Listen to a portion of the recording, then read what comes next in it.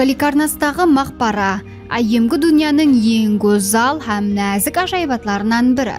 Ол біздің ерімізге шекемгі 4-ші әсірде Карьян патшасы Мавсол үшін құрылған. Карьян патшалығы қазіргі Түркия аймағына туры келеді.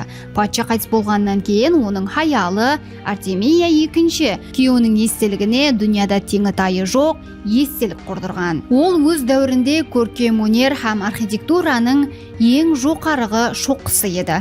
Оның биіктігі дерлік 45 метр болған. Төменгі бөлімінде 4 мүйіш формасындағы фундамент жайласқан. Атрапында болса 36 мәрмер үстін тұрар еді.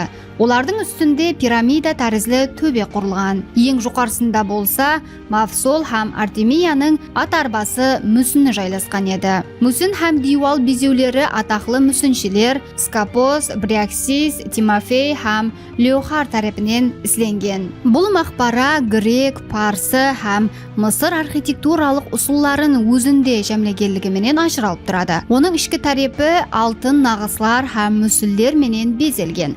Сыртында болса әпсаналы сахналардың суретлері ойылған еді. Ол тек қана жерлеу орны емес, ал Мавсолдың күші һәм байлығын сәулелендіруші символға айланған. Әсірлер дауамында ол өз халын сақлап келген. Бірақ біздің эрамыздың 12-ші әсірінде жүз берген жер сілкінулер оны бүткілдей вайран еткен.